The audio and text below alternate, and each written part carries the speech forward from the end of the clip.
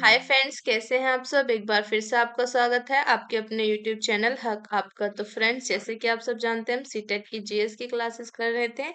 अगर आप first time channel पर आए हैं तो चैनल सब्सक्राइब जरूर करना। आई होप आपने चैनल सब्सक्राइब कर लिया होगा। लास्ट लास्ट क्लास में हमने कर लिया था आपका प्राचीन और मध्यकालीन इतिहास, और आज की क्लास में हम करेंगे आधुनिक इतिहास। तो शुरू करते हैं अपनी आज की क्लास। और आज की क्लास का फर्स्ट क्वेश्चन क्या है हमारा, भारत में अंग्रेजों की लूट किस महत्वपूर्ण घटना के बाद शुरू हो गई थी। तो फर्स्ट क्वेश्चन क्या है हमारा, भारत में अंग्रेजों की लूट किस महत्वपूर्ण घटना के बाद शुरू हो गई थी। भारत में जो अंग्रेजों की लूट थी वो आपके कौन सी महत्वपूर्ण घटना के बाद शुरू हो गई थी। प्लासी के युद्ध के पश्चात, बक्सर के युद्ध के पश्चात, भारत कंपनी को भारत में व्यापार करने की अनुमति मिलने के पश्चात, नेक्स्ट है आपका 1813 के चार्टर एक्ट के पश्चात। तो यहाँ पर हमारा करेक्ट आंसर क्या हो जाएगा, प्लासी के युद्ध के पश्चात। तो ऑप्शन ने आपका करेक्ट आंसर हो जाएगा। प्लासी के युद्ध के पश्चात तो भारत में अंग्रेजों की लूट जो है वो आपके शुरू हो गई थी। प्लासी का युद्ध कब हुआ था आपके, 1757। और किस किस के बीच हुआ था आपके, रॉबर्ट क्लाइव और आपके सिराजुद्दौला के बीच ये युद्ध हुआ था। सिराजुद्दौला नवाब थे आपके, रॉबर्ट क्लाइव और नवाब सिराजुद्दौला के बीच हुआ था, जिसमें आपके सिराजुद्दौला जो आपका रॉबर्ट क्लाइव है वो जीता था और सिराजुद्दौला की हार हुई थी। तो 1757 में आपके प्लासी का युद्ध हुआ। और बक्सर का युद्ध कब हुआ था आपका, 1764 में हुआ था आपका बक्सर का युद्ध। ओके, तो 1764 में आपका बक्सर का युद्ध हुआ था। तो यहाँ पर आपका करेक्ट आंसर हो जाएगा ऑप्शन है, भारत में जो अंग्रेजों की लूट थी वो प्लासी के युद्ध के पश्चात शुरू हो गई थी। नेक्स्ट क्वेश्चन पाएंगे। नेक्स्ट क्वेश्चन क्या है हमारा, ब्रिटिश काल में भारत में निम्नलिखित में से किस भू राजस्व व्यवस्था को नहीं अपनाया गया। तो किस भू राजस्व व्यवस्था को नहीं अपनाया गया था, आपके स्थायी बंदोबस्त, रैयतवाड़ी व्यवस्था, महलवाड़ी व्यवस्था और आपके दहसाला व्यवस्था। तो करेक्ट आंसर हो जाएगा आपका ऑप्शन डी, दहसाला व्यवस्था। स्थायी बंदोबस्त आपके किसने शुरू किया था, ये शुरू किया था आपके कॉर्नवालिस ने। किसने शुरू किया था, आपके लॉर्ड कॉर्नवालिस ने शुरू किया था। कब किया था इसको शुरू, 1793 में। इसने 1793 में बंगाल प्रांत में स्थायी बंदोबस्त की पद्धति लागू की थी, जिसके तहत किसानों को उपज का कुछ भाग संबंधी जो कुछ भाग है वो संबंधी को देना पड़ता था। ओके, और रैयत, नेक्स्ट आपका महलवाड़ी व्यवस्था है। महलवाड़ी व्यवस्था किसके द्वारा शुरू की गई थी, हॉल्ट मैकेंजी, हाल्ट मैकेंजी के द्वारा शुरू की गई थी आपकी महलवाड़ी व्यवस्था। हाल्ट मैकेंजी द्वारा उत्तरी भारत में महलवाड़ी प्रणाली की स्थापना हुई थी 1822 में। और आपकी रैयतवाड़ी व्यवस्था जो है इसको किसने शुरू किया था, इसको शुरू किया था आपके टॉमस मुनरो ने, 1820 में शुरू किया था। जो रैयतवाड़ी व्यवस्था है इसे आपके टॉमस मुनरो ने 1820 में शुरू किया था। कहां पर शुरू किया था, आपके मद्रास प्रेसिडेंसी में। तो करेक्ट आंसर हो जाएगा आपका ऑप्शन डी, दहसाल व्यवस्था। नेक्स्ट क्वेश्चन पाएंगे। नेक्स्ट क्वेश्चन क्या है हमारा, अंग्रेजों द्वारा बनाई गई भू राजस्व व्यवस्था निम्न प्रणालियों में से कौन सी कृषकों के हितों को अधिक सुरक्षा प्रदान करती थी। तो कौन सी व्यवस्था है भू राजस्व की व्यवस्था जो आपकी कृषकों के हितों को अधिक सुरक्षा प्रदान करती थी। बंगाल की प्रांत स्थायी भू व्यवस्था, मद्रास प्रांत की रैयतवाड़ी भू व्यवस्था, मध्यवर्गीय प्रांत की जमींदारी भू व्यवस्था, संयुक्त प्रांत की मालगुजारी भू व्यवस्था। तो यहाँ पर हमारा करेक्ट आंसर क्या हो जाएगा, तो करेक्ट आंसर हो जाएगा यहाँ पर आपका ऑप्शन बी, मद्रास प्रांत की रैयतवाड़ी भू व्यवस्था। और इसको शुरू किसने किया था, आपके टॉमस मुनरो ने इसको शुरू किया था। टॉमस मुनरो ने इसको शुरू किया था, और कब शुरू किया था, आपके 1820 में इसको शुरू किया था। तो करेक्ट आंसर हो जाएगा यहाँ पर हमारा ऑप्शन बी। नेक्स्ट क्वेश्चन पाएंगे। नेक्स्ट क्वेश्चन क्या है हमारा, भारत में अंग्रेजों के समय में प्रथम जनगणना किसके कार्यकाल में हुई थी। भारत में आपके अंग्रेजों के समय में प्रथम जनगणना किसके काल में हुई थी, लॉर्ड डफरिन के, लॉर्ड लिटन के और आपके लॉर्ड मेयो के, या आपके लॉर्ड रिपन के? तो ये हुई थी आपके लॉर्ड मेयो के काल में, और ये हुई थी आपके 1872 में। ओके, किसके काल में हुई थी? आपके लॉर्ड मेयो के कार्यकाल में शुरू हुई थी। लेकिन ये जो थी आपके 1872 में जो लॉर्ड मेयो के समय में जनगणना हुई थी, ये आपके पूर्ण व्यवस्थित नहीं थी। पहली पूर्ण और वैज्ञानिक जनगणना कब हुई थी? पहली पूर्ण वैज्ञानिक जनगणना आपके 1881 में। 1881 में किसके काल में हुई थी? आपके लॉर्ड रिपन के काल में हुई थी। लॉर्ड रिपन के काल में। जो मेयो के काल में हुई थी वो थी आपकी पूर्ण और व्यवस्थित नहीं थी। पहली पूर्ण और वैज्ञानिक जनगणना 1881 में लॉर्ड रिपन के काल में हुई थी। तो करेक्ट आंसर क्या हो जाएगा यहाँ पर? हमारा ऑप्शन सी करेक्ट आंसर हो जाएगा। और स्वतंत्र भारत की पहली जनगणना कब हुई थी? स्वतंत्र भारत की पहली जनगणना, स्वतंत्र भारत की पहली जनगणना। तो स्वतंत्र भारत की पहली जनगणना कब हुई थी आपके? ये हुई थी 1951 में। 1951 में। तो करेक्ट आंसर क्या हो जाएगा यहाँ पर? हमारा ऑप्शन सी हो जाएगा करेक्ट आंसर। नेक्स्ट क्वेश्चन पाएंगे। नेक्स्ट क्वेश्चन क्या है हमारा? नेक्स्ट क्वेश्चन है हमारा, सर टॉमस मुनरो किस भू राजस्व बंदोबस्त से संबंधित हैं? तो मुनरो किस भू राजस्व से बंदोबस्त से संबंधित है? आपके स्थायी बंदोबस्त से, महलवाड़ी बंदोबस्त से, रैयतवाड़ी बंदोबस्त से, या इनमें से कोई नहीं? तो टॉमस मुनरो आपके संबंधित है रैयतवाड़ी बंदोबस्त से। किससे संबंधित है? आपके रैयतवाड़ी से। करेक्ट आंसर हो जाएगा आपका ऑप्शन ऑप्शन बी आपका करेक्ट आंसर हो जाएगा। सॉरी, सी आपका करेक्ट आंसर होगा, रैयतवाड़ी व्यवस्था से। और सर टॉमस मुनरो ने 1820 में शुरू की थी रैयतवाड़ी व्यवस्था। कब शुरू की थी? आपके 1820 में इसको शुरू किया था। स्थायी बंदोबस्त आपके कॉर्नवालिस ने शुरू की थी 1793 में।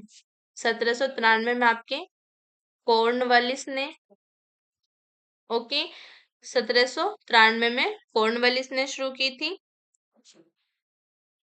तो करेक्ट आंसर क्या हो जाएगा यहाँ पर? हमारा ऑप्शन सी हो जाएगा करेक्ट आंसर। नेक्स्ट क्वेश्चन पाएंगे। नेक्स्ट क्वेश्चन क्या है हमारा?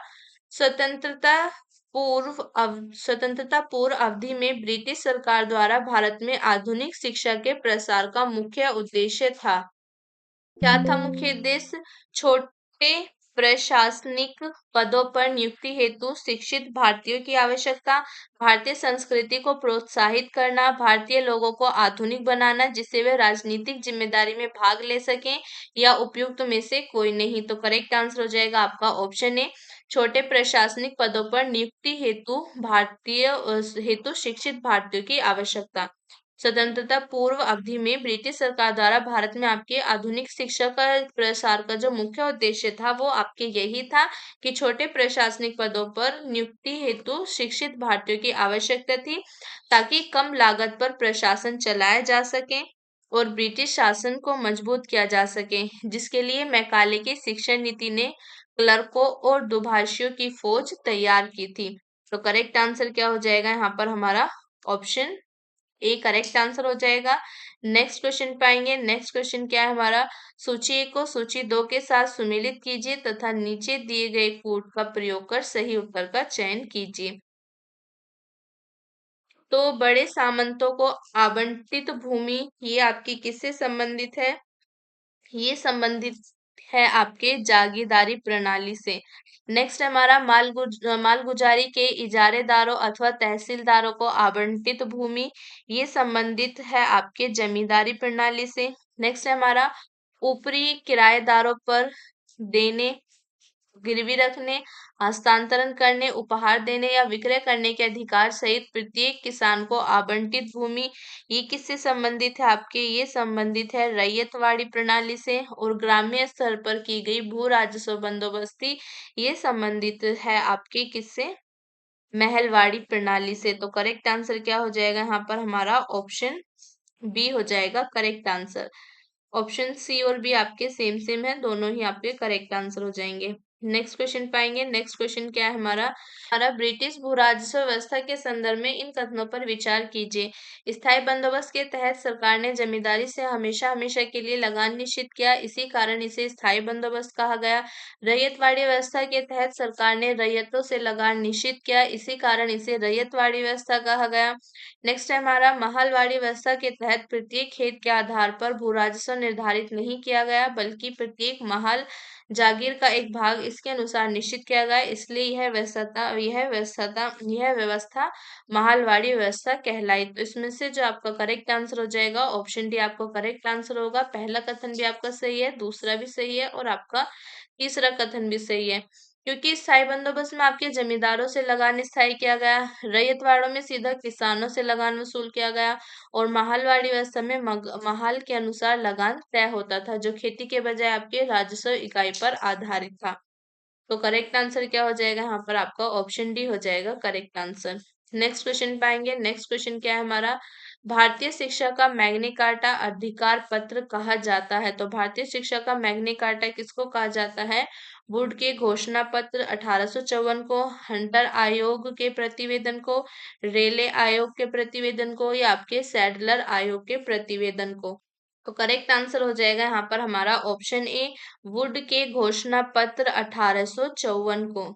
वुड के घोषणा पत्र 1854 को कहा जाता है भारतीय शिक्षा का मैग्ना कार्टा, क्योंकि यह भारत में आधुनिक शिक्षा की नींव रखने वाला पहला व्यवस्थित व्यापक व्यापक और दिशा निर्देशक दस्तावेज था, जिसने शिक्षा के सभी स्तरों प्राथमिक से विद्यालय तक और मध्यम यानी कि आपके अंग्रेजों व देसी भाषा के लिए विस्तृत योजना प्रस्तुत की गई, जिसे आपके जे.एस. रिक्टर ने मैग्ना कार्टा कहा था।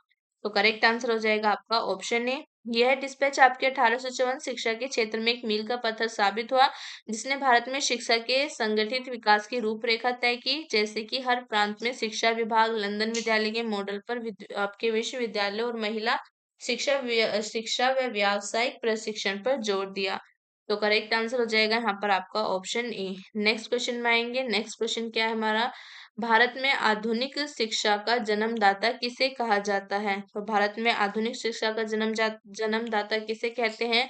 चार्ल्स ग्रांट को, मार्शमैन को, विलियम जोन्स को या आपके जॉन मार्शल को? तो यहाँ पर आपका करेक्ट आंसर हो जाएगा चार्ल्स ग्रांट को। ऑप्शन ए आपका करेक्ट आंसर होगा, चार्ल्स ग्रांट को कहते हैं। चार्ल्स ग्रांट को भारत में आधुनिक शिक्षा का जन्मदाता माना जाता है। वह ईस्ट इंडिया कंपनी के निदेशक थे। ये चार्ल्स ग्रांट जो थे ये आपके निदेशक थे ईस्ट इंडिया कंपनी के। ईस्ट इंडिया कंपनी के ये निदेशक थे कौन? Charles grant. ओके। उन्होंने भारतीय समाज को उन्नत करने के लिए अंग्रेजी शिक्षण के माध्यम से आधुनिक शिक्षा शुरुआत करने की इच्छा व्यक्त की थी। तो करेक्ट आंसर हो जाएगा आपका option B, sorry option A. Option B में आपके जो मार्शमैन है, विलियम मार्शमैन एक मिशनरी थे, लेकिन आधुनिक शिक्षा के प्रवर्तक के रूप में आपको चार्ल्स ग्रांट को विशेष रूप से माना जाता है। ये कौन थे आपके? ये एक मिशनरी थे। मार्शमैन कौन थे? ये आपके मिशनरी थे। तो करेक्ट आंसर क्या हो जाएगा आपका? ऑप्शन ए हो जाएगा करेक्ट आंसर। नेक्स्ट क्वेश्चन पाएंगे। नेक्स्ट क्वेश्चन क्या है भारतीय दस्तकारी उद्योग के पतन के कारण थे। तो भारतीय दस्तकारी उद्योग के पतन के कारण क्या थे? अंग्रेजों द्वारा भारतीय बुनकरों के तैयार माल को कम से कम मूल्य पर लेना, अंग्रेजों द्वारा कच्चे माल पर नियंत्रण, इंग्लैंड में आयात की जाने वाली भारतीय वस्तुओं पर भारी आयात कर, उपयुक्त सभी। तो यहाँ पर आपका करेक्ट आंसर हो जाएगा ऑप्शन डी उपयुक्त सभी। भारतीय दस्तकारी उद्योग के पतन के लिए ब्रिटिश काल के दौरान अपनाई गई शोषणकारी नीतियां जिम्मेदार थी, जिनमें आपके ये सभी कारण शामिल हैं। तो ऑप्शन डी हो जाएगा आपका correct answer. Okay. Next question पाएंगे। नेक्स्ट क्वेश्चन क्या है कांग्रेस के किस अधिवेशन में पहली बार कांग्रेस द्वारा मौलिक अधिकारों और राष्ट्रीय आर्थिक कार्यक्रमों से संबंधित प्रस्ताव पारित किए गए? कराची अधिवेशन 1931, सूरत अधिवेशन 1907, लखनऊ अधिवेशन 1916, लाहौर अधिवेशन 1929। करेक्ट आंसर हो जाएगा आपका कराची अधिवेशन। ऑप्शन ए आपका हो जाएगा करेक्ट आंसर। कराची अधिवेशन 1931। कराची संकल्प को भारतीय राष्ट्रीय कांग्रेस द्वारा वर्ष 1931 में अपने कराची अधिवेशन में पारित किया था। सरदार वल्लभ भाई पटेल सत्र के अध्यक्ष थे और उस टाइम पे आपके कराची अधिवेशन के सत्र में अध्यक्ष कौन थे? सरदार वल्लभ भाई पटेल। सरदार वल्लभ भाई पटेल जो थे ये आपके अध्यक्ष थे कराची अधिवेशन में।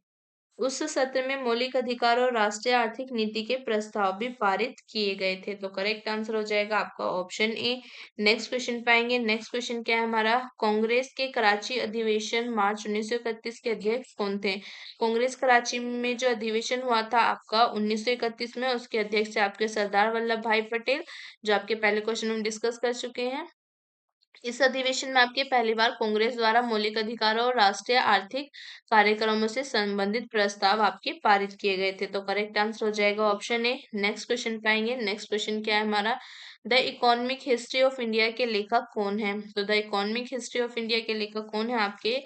आरसी मजूमदार, रमेश चंद्र दत्त, आरजी भंडारकर या आपके रजनी पाम दत्त? तो करेक्ट आंसर हो जाएगा यहाँ पर आपका रमेश चंद्र दत्त। क्या हो जाएगा आपका करेक्ट आंसर? तो इकोनॉमिक हिस्ट्री ऑफ इंडिया के लेखक हैं आपके रमेश चंद्र दत्त। तो ऑप्शन बी हो जाएगा आपका करेक्ट आंसर। जो आपके भारतीय अर्थव्यवस्था पर औपनिवेशिक शासन के प्रभाव का विश्लेषण करने वाले प्रमुख अर्थशास्त्री और लेखक थे। ये आपके कौन थे? रमेश चंद्र दत्त। ये आपके अर्थशास्त्री और आपके लेखक थे, अर्थशास्त्री और लेखक थे। तो करेक्ट आंसर हो जाएगा ऑप्शन बी। नेक्स्ट क्वेश्चन पाएंगे। नेक्स्ट क्वेश्चन क्या है हमारा? निम्नलिखित में से कौन poverty and un British rule in India के लेखक हैं? RC Dutt, Henry cotton, Mahatma Gandhi, आपके दादा भाई नौरोजी? तो करेक्ट आंसर हो जाएगा आपका ऑप्शन डी। इस पुस्तक के लेखक हैं आपके दादा भाई नौरोजी और ये प्रकाशित हुई थी आपके 1901 में। नेक्स्ट क्वेश्चन देखते हैं। नेक्स्ट क्वेश्चन क्या है हमारा?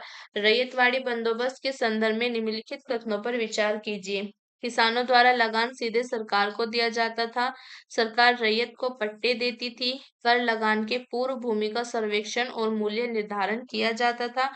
उपयुक्त में से कौन सा या कौन से कथन आपके सही हैं? तो यहाँ पर हमारा करेक्ट आंसर क्या हो जाएगा? तो करेक्ट आंसर हो जाएगा हमारा ऑप्शन सी, यानी कि हमारा पहला कथन भी सही है, किसानों द्वारा लगान सीधे सरकार को दिया जाता था। दूसरा कथन भी सही है, सरकार रैयत को पट्टे पर देती थी। और तीसरा कथन भी सही है, कर लगाने के पूर्व भूमि का सर्वेक्षण और मूल्य निर्धारण किया जाता था। तो करेक्ट आंसर क्या हो जाएगा यहाँ पर आपका? ऑप्शन सी हो जाएगा करेक्ट आंसर। रैयतवाड़ी व्यवस्था किसके द्वारा शुरू की गई थी? आपके टॉमस मुनरो द्वारा ही शुरू की गई थी। तो नेक्स्ट क्वेश्चन पे आते हैं। नेक्स्ट क्वेश्चन क्या है हमारा? आधुनिक भारत में हिंदू धर्म में पहला सुधार आंदोलन था। तो हिंदू धर्म में पहला सुधार आंदोलन कौन सा था? आपके ब्रह्म समाज, थियोसॉफिकल सोसाइटी, आर्य समाज या आपका रामकृष्ण मिशन? तो करेक्ट आंसर हो जाएगा आपका ऑप्शन ए ब्रह्म समाज। आधुनिक भारत में हिंदू धर्म में पहला सुधार आंदोलन था आपका ब्रह्म समाज। ऑप्शन ए हो जाएगा आपका करेक्ट आंसर।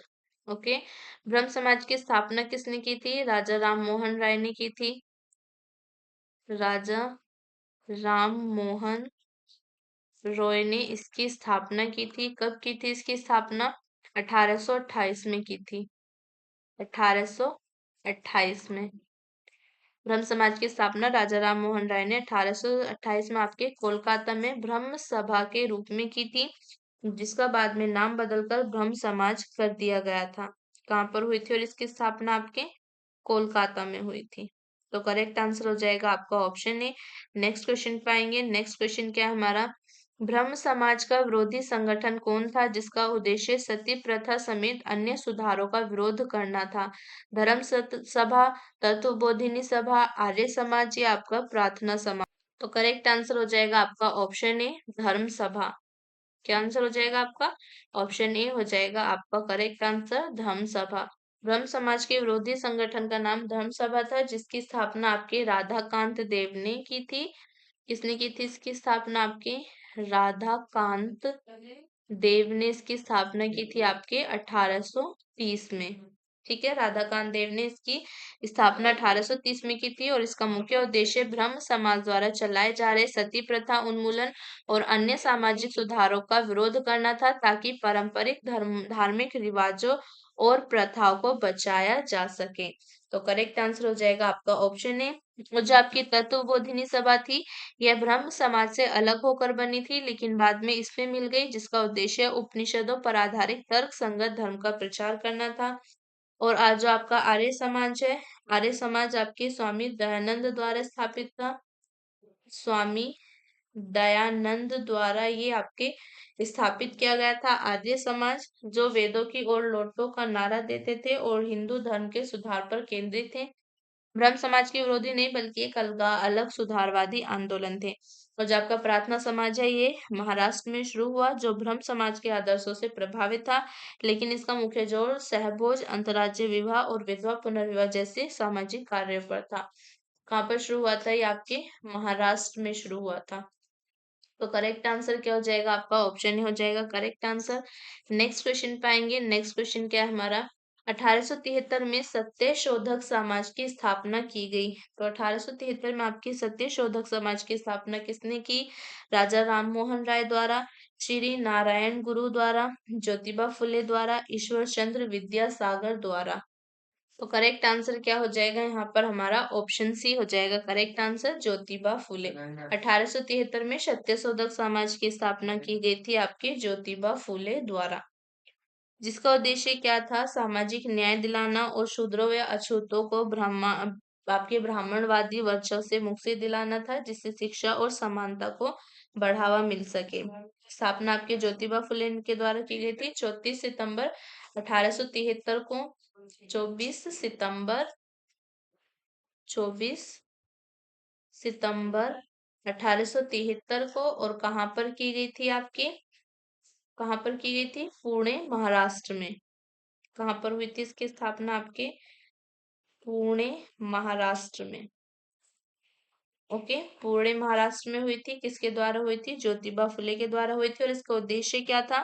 सामाजिक अन्याय को खत्म करना, शिक्षा का प्रसार करना और समाज के निचले तबके शूद्र और अछूत जो हैं उन लोगों को सामाजिक सांस्कृतिक और आर्थिक बंधन से मुक्त कराना। तो करेक्ट आंसर हो जाएगा आपका ऑप्शन सी। नेक्स्ट क्वेश्चन पाएंगे। नेक्स्ट क्वेश्चन क्या है हमारा? वहाबी आंदोलन का मुख्य केंद्र था। वहाबी आंदोलन जो हुआ था उसका मुख्य केंद्र क्या था आपका? पटना, लखनऊ, तमिलनाडु या आपका मुंबई? तो वहाबी आंदोलन का मुख्य केंद्र था आपका पटना। करेक्ट आंसर हो जाएगा आपका ऑप्शन ए। वहाबी आंदोलन का मुख्य केंद्र क्या था आपका? पटना था, जो बिहार में स्थित है। और यह एक महत्वपूर्ण इस्लामी सुधारवादी आंदोलन था, जिसका उद्देश्य इस्लाम को उसकी मूल शुद्धता की ओर लौटाना था, जिसमें प्रमुख नेता आपके सैयद अहमद बरेलवी थे। ओके, स्थापना इस आंदोलन की शुरुआत किसने की थी? सैयद अहमद बरेलवी ने की थी। वहाबी आंदोलन की शुरुआत किसने की थी आपकी? सैयद अहमद बरेलवी। सैयद अहमद बरेलवी ने की थी, जो रायबरेली उत्तर प्रदेश के थे। इसका लक्ष्य क्या था? इसका लक्ष्य आपके उद्देश्य जो था इस्लाम से गैर इस्लामी प्रथाओं को हटाना और एकेश्वरवाद तौहीद पर जोर देना था। पटना वहाबी गतिविधियों का एक प्रमुख केंद्र बन गया था, जहाँ विलायत अली और इनायत अली जैसे सक्रिय नेता थे। तो करेक्ट आंसर हो जाएगा आपका ऑप्शन ए। नेक्स्ट क्वेश्चन पाएंगे। नेक्स्ट क्वेश्चन क्या है हमारा?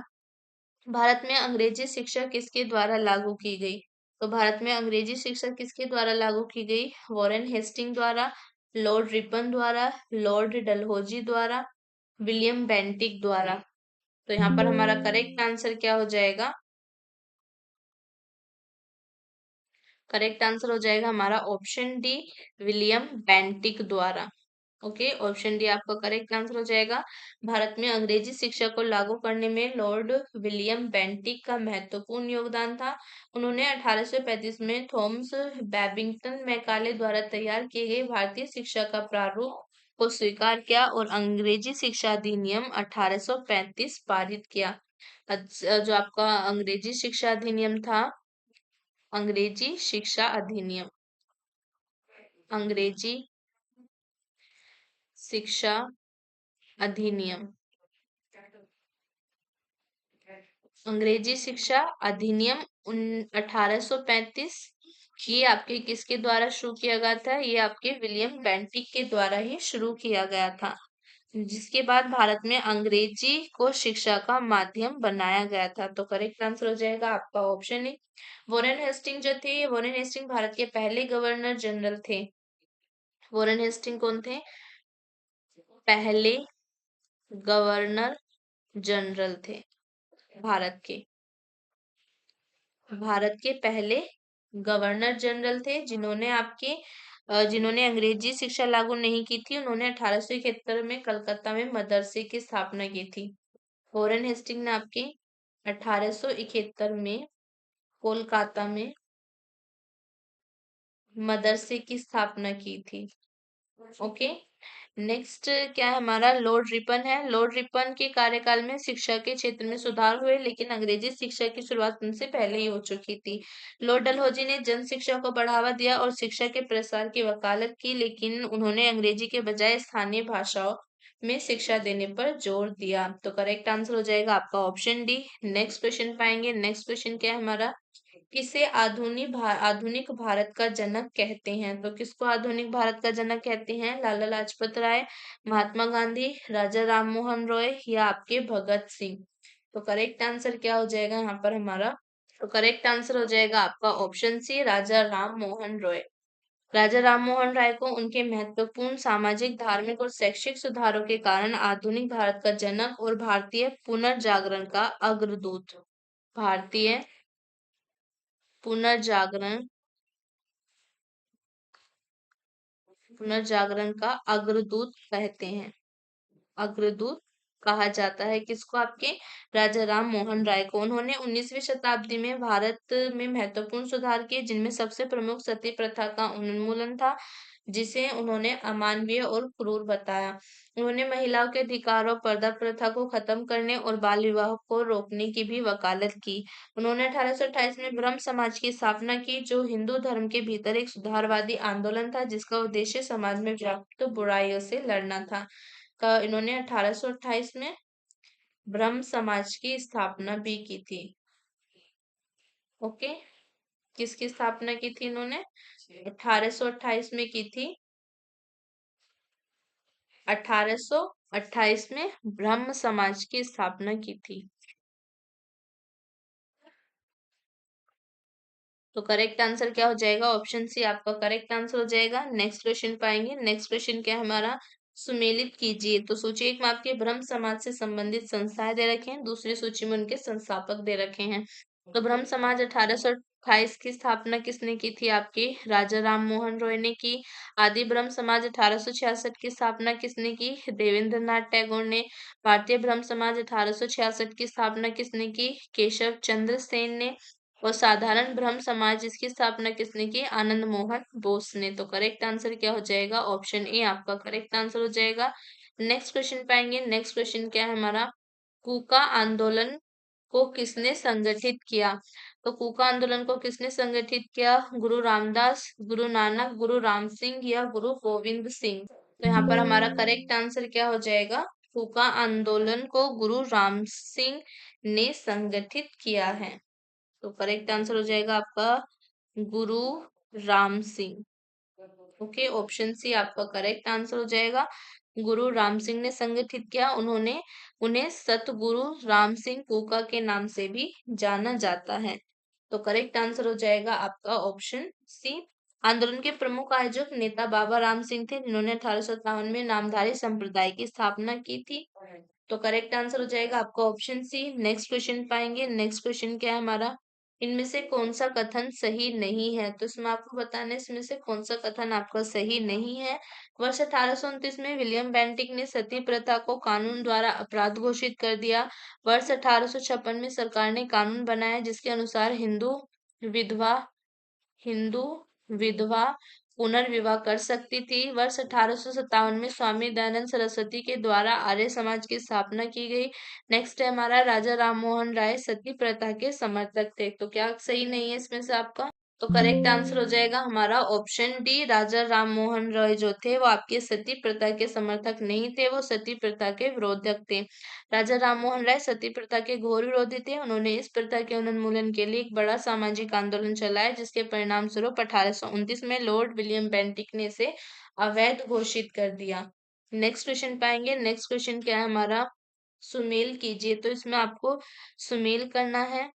एक तरफ आपके संसद दे रखे हैं, दूसरी तरफ उनके संस्थापक दे रखे हैं। तो प्रार्थना समाज की आपकी स्थापना किसने की थी?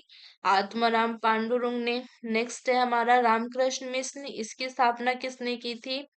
स्वामी विवेकानंद ने। सत्यशोधक समाज की स्थापना किसने की थी? ज्योतिबा फुले ने। मोहम्मदन एंग्लो ओरिएंटल की स्थापना किसने की थी? सर सैयद अहमद खान ने। तो करेक्ट आंसर हो जाएगा आपका ऑप्शन सी। नेक्स्ट क्वेश्चन पाएंगे। नेक्स्ट क्वेश्चन क्या है हमारा, ब्रह्म समाज के बारे में निम्नलिखित में से कौन सा है, कौन से कथन सही है? इसने मूर्ति पूजा का विरोध किया। धार्मिक ग्रंथों की व्याख्या के लिए इसने पुरोहित वर्ग को अस्वीकारा। इसने इन सिद्धांतों का प्रचार किया कि वेद त्रुटिहीन है। निम्नलिखित कोटों के आधार पर सही उत्तर चुनिए। तो यहाँ पर हमारा करेक्ट आंसर क्या हो जाएगा? ऑप्शन बी हमारा करेक्ट आंसर हो जाएगा। केवल पहला और दूसरा कथन हमारा सही है। Okay, option B correct answer हो जाएगा। ब्रह्म समाज जिसकी स्थापना राजा राम मोहन राय ने 1828 में की थी, हिंदू धर्म के भीतर एक सुधारवादी आंदोलन था, जिसने आपके निम्नलिखित सिद्धांतों का प्रचार किया। ब्रह्म समाज ने मूर्ति पूजा का विरोध किया और एक ईश्वरवाद यानी कि एक ईश्वर में विश्वास को बढ़ावा दिया, और इसने आपके धार्मिक ग्रंथों की व्याख्या अनुष्ठान के लिए पुरोहित वर्ग की आवश्यकता को अस्वीकार कर दिया और व्यक्तिगत समझ और तर्क पर जोर दिया। तो करेक्ट आंसर क्या हो जाएगा यहाँ पर? आपका ऑप्शन बी हो जाएगा करेक्ट आंसर। और ब्रह्म समाज की स्थापना किसने की थी? राजा राम मोहन राय ने 1828 में इसकी स्थापना की थी। नेक्स्ट क्वेश्चन पाएंगे। नेक्स्ट क्वेश्चन क्या है हमारा, वर्ष 1873 में महाराष्ट्र में स्थापित सत्यशोधक समाज का उद्देश्य था। आपके वर्ष 1873 में महाराष्ट्र में स्थापित सत्यशोधक समाज जो था उसका उद्देश्य क्या था? ब्राह्मणवाद का विरोध करना, निम्न जातियों को शिक्षित करने, उनका उत्थान करना, ए और बी या इनमें से कोई नहीं। तो करेक्ट आंसर हो जाएगा यहाँ पर हमारा ऑप्शन बी। तो यहाँ पर इसका आपका करेक्ट आंसर हो जाएगा ऑप्शन सी। बी नहीं होगा, क्योंकि इसका उद्देश्य आपका क्या था? ब्राह्मणवाद का विरोध करना भी इसका उद्देश्य था। आपके सत्यशोधक समाज के दोनों ही उद्देश्य थे, ब्राह्मणवाद का विरोध करना और आपके निम्न जातियों को शिक्षित करके उनका उत्थान करना। तो करेक्ट आंसर होगा यहाँ पर हमारा option C. Okay, option C. तो ऑप्शन सी हो जाएगा आपका करेक्ट आंसर। नेक्स्ट क्वेश्चन पाएंगे। नेक्स्ट क्वेश्चन क्या है हमारा, निम्नलिखित युग्मों में से कौन सही सुमेलित है? तो इसमें आपको बताने कि इसमें से कौन सा सही सुमेलित है। एक तरफ आपको आंदोलन दे रखे हैं, दूसरी तरफ उनसे संबंधित व्यक्ति दिए गए हैं। तो चंपारण सत्याग्रह आपके महात्मा गांधी ने शुरू किया, संबंधित थे। अहमदाबाद मिल श्रमिक आपके मोरारजी देसाई संबंधित थे। खेड़ा सत्याग्रह से आपके वल्लभ भाई पटेल संबंधित थे। तो यहाँ पर हमारा करेक्ट आंसर क्या हो जाएगा? ऑप्शन सी हमारा करेक्ट आंसर हो जाएगा। पहला सही है आपका और तीसरा सही है। करेक्ट आंसर हो जाएगा हमारा, सॉरी, ऑप्शन सी होगा यहाँ पे। ओके, ऑप्शन सी हो जाएगा हमारा करेक्ट आंसर। चंपारण सत्याग्रह आपके 1917 में महात्मा गांधी द्वारा शुरू किया गया था।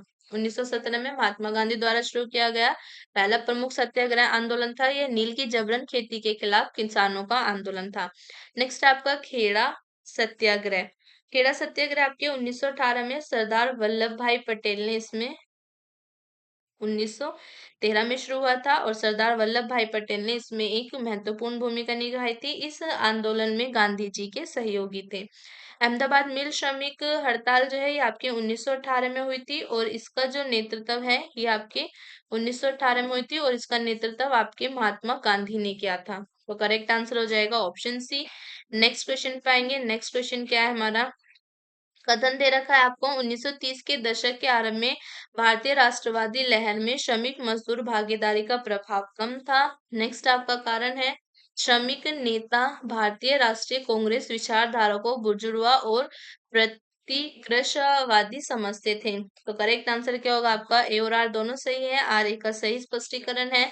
ए और आर दोनों सही है तथा आर ए का सही स्पष्टीकरण नहीं है। ए सही है किंतु आर गलत है। ए गलत है किंतु आर सही है। तो करेक्ट आंसर हो जाएगा यहाँ पर हमारा ऑप्शन ए। कथन भी सही है। 1930 के दशक के आरंभ में भारतीय राष्ट्रवादी लहर में श्रमिक मजदूर भागीदार का प्रभाव कम था। और आपका कारण भी सही है। श्रमिक नेता भारतीय राष्ट्रीय कांग्रेस विचारधारा को बुर्जोआ और प्रतिकृषवादी समझते थे। और कारण जो है आपके सही स्पष्टीकरण है कथन का, तो इसलिए आपको ऑप्शन ए करेक्ट आंसर हो जाएगा। नेक्स्ट क्वेश्चन पाएंगे। नेक्स्ट क्वेश्चन क्या है हमारा? आधुनिक युग का मनु किसे कहा जाता है? तो आधुनिक युग का मनु आपके किसे कहा जाता है? एमजी रनाडे को, भीमराव अंबेडकर को, बीएन राव को, या आपके महात्मा गांधी को? तो करेक्ट आंसर हो जाएगा आपका ऑप्शन बी। ये कहा जाता है भीमराव अंबेडकर को। सही उत्तर आपका ऑप्शन बी है। डॉक्टर भीमराव अंबेडकर को भारतीय संविधान का जनक और आधुनिक युग के मनु के रूप में जाना जाता है, जिन्होंने समाज में समानता और न्याय के लिए काम किया और एक नई समाज की व्यवस्था की नींव रखी, ठीक वैसे ही जैसे मनु ने प्राचीन काल में कानून और सामाजिक व्यवस्था बनाई थी। तो करेक्ट आंसर हो जाएगा आपका ऑप्शन बी। नेक्स्ट क्वेश्चन पाएंगे। नेक्स्ट क्वेश्चन क्या है हमारा? सितंबर 1932 में पूना समझौता, जो पूना पैक्ट हुआ था आपके महात्मा गांधी और किसके बीच हुआ? भीमराव अंबेडकर, इरविन, डॉक्टर जवाहरलाल नेहरू, या आपके तेज बहादुर समरू? तो करेक्ट आंसर हो जाएगा आपका ऑप्शन ए। भीमराव अंबेडकर के बीच हुआ था। नेक्स्ट क्वेश्चन पाएंगे। नेक्स्ट क्वेश्चन क्या है हमारा? नेक्स्ट क्वेश्चन है हमारा, महात्मा गांधी के नेतृत्व में चलाया गया चंपारण का नील सत्याग्रह आपके नील उत्पादक कृषकों के द्वारा तिनकठिया प्रथा के विरुद्ध, किसान द्वारा साहूकारों के विरुद्ध, मिल मजदूरों द्वारा मिल मालिकों के विरुद्ध, या इनमें से कोई नहीं? तो यहाँ पर हमारा करेक्ट आंसर क्या हो जाएगा आपका? ऑप्शन ए हो जाएगा करेक्ट आंसर। नील उत्पादक कृषकों द्वारा तिनकठिया प्रथा के विरुद्ध चंपारण सत्याग्रह 1917 महात्मा गांधी के नेतृत्व में बिहार के नील किसानों द्वारा अपनाई गई शोषणकारी तीन कठिया प्रथा, जमीन के 3/20 हिस्से पर नील उगाना, उसके खिलाफ पहला सत्याग्रह था, जिसने किसानों को भारी राहत दिलाई और भारतीय स्वतंत्रता संग्राम में गांधी जी के नेतृत्व को स्थापित किया। तो करेक्ट आंसर हो जाएगा आपका ऑप्शन ए हो जाएगा करेक्ट आंसर। नेक्स्ट क्वेश्चन पाएंगे। नेक्स्ट क्वेश्चन क्या है हमारा? अखिल भारतीय सभा सर्वप्रथम कहाँ आयोजित की गई? तो अखिल भारतीय सभा आपके सर्वप्रथम कहाँ पर आयोजित हुई? कलकत्ता, मद्रास, लखनऊ, या आपके पटना? तो करेक्ट आंसर हो जाएगा हमारा ऑप्शन सी, लखनऊ। अखिल भारतीय किसान सभा की जो प्रथम सभा हुई थी वो आपके लखनऊ में अप्रैल 1936 में हुई थी। अप्रैल 1936 में हुई। ओके। भारतीय राष्ट्रीय कांग्रेस के अधिवेशन के दौरान आयोजित की गई थी, जहां स्वामी सहजानंद सरस्वती इसके पहले अध्यक्ष और एनजी रंगा इसके महासचिव चुने गए थे। तो करेक्ट आंसर क्या हो जाएगा आपका? ऑप्शन सी हो जाएगा लखनऊ। स्थापना कब हुई थी आपकी इसकी? 11 अप्रैल 1936 को इसकी स्थापना हुई थी। अखिल भारतीय किसान सभा की स्थापना हुई थी आपकी 11 अप्रैल 1936 को। करेक्ट आंसर हो जाएगा आपका ऑप्शन सी। नेक्स्ट क्वेश्चन पाएंगे। नेक्स्ट क्वेश्चन क्या है हमारा? खेड़ा के किसानों के पक्ष में महात्मा गांधी के सत्याग्रह संगठित करने का क्या कारण था? अकाल पड़ने के बावजूद प्रशासन ने भू राजस्व की उगाही स्थगित नहीं की थी। प्रशासन का प्रस्ताव था कि गुजरात में स्थायी बंदोबस्त लागू कर दिया जाए। उपयुक्त में से कौन सा कथन आपका सही है? तो यहाँ पर हमारा करेक्ट आंसर क्या हो जाएगा? करेक्ट आंसर हो जाएगा यहाँ पर हमारा ऑप्शन ए करेक्ट आंसर हो जाएगा। केवल और केवल हमारा पहला कथन सही है। अकाल पड़ने के बावजूद प्रशासन ने भू राजस्व की उगाही नहीं की थी। तो ऑप्शन ए आपका करेक्ट आंसर हो जाएगा। खेड़ा के जिले में सूखा पड़ा था, जिससे फसलें बर्बाद हो गईं और किसान कर चुकाने में असमर्थ थे, लेकिन ब्रिटिश प्रशासन ने भू राजस्व की वसूली रोकने से इनकार कर दिया था। गांधी जी ने किसानों की ओर से इस अन्याय के खिलाफ सत्याग्रह शुरू किया। देखिए सेकंड जो आपका स्थायी बंदोबस्त लॉर्ड कॉर्नवालिस द्वारा बंगाल, बिहार और ओडिशा में लागू की गई थी। गुजरात खेड़ा से इसका कोई संबंध नहीं था। तो करेक्ट आंसर हो जाएगा ऑप्शन ए। तो यहाँ पर हमारी आज की क्लास खत्म होती है। आई होप आपको क्लास अच्छी लगी होगी। तो लाइक करना, कमेंट करना, ज्यादा से ज्यादा शेयर करना, कमेंट कर जरूर बताना कैसी थी। तो मिलते हैं नेक्स्ट क्लास में अपने आधुनिक इतिहास को कंप्लीट करने के लिए। तब तक के लिए बाय बाय।